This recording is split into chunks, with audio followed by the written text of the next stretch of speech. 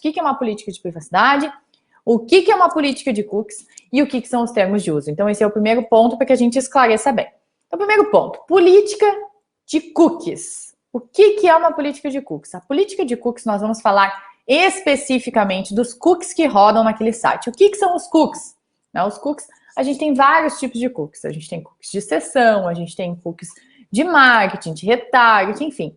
São determinadas movimentações que a gente vai fazendo naquele site que vai gerando algumas, como se fossem algumas microgravações. Então, quando eu entro num site, ele já percebe que é a Gabriela que está acessando, porque tem um cookie, que é um cookie de sessão, que demonstra que eu entrei naquele site e que é o computador da Gabriela que está acessando. Muitas vezes, por isso que a gente entra no site e já entra logado, justamente por esse cookie. E o que a política de cookies vai falar? Ela vai explicar quais são os cookies que estão rodando naquele site, por que eles servem e como que qual é a finalidade desse cookie e como que eu saio, como que eu tiro esse cookie, como que eu não aceito, de que forma que eu posso exercer o meu direito de não aceitar aquele cookie. Então, vamos supor, eu aceitei o cookie na entrada do site, depois eu não quero mais. Então, a política vai te explicar como que tu sai, ou às vezes tu tem no próprio,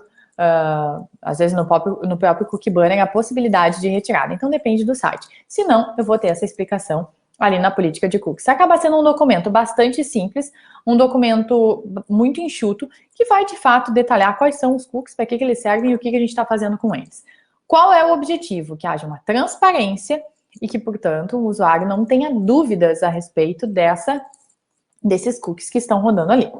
Por outro lado, eu falei para vocês que a gente tem também os termos de uso e a política de privacidade.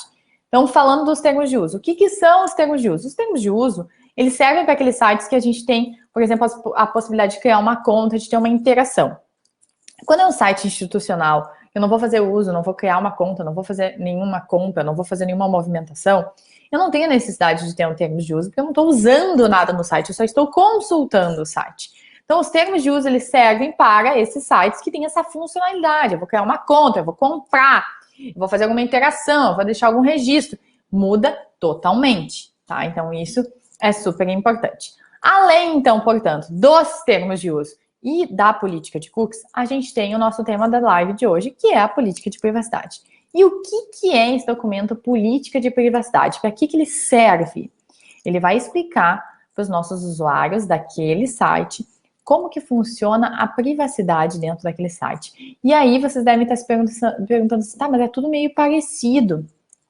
É isso mesmo?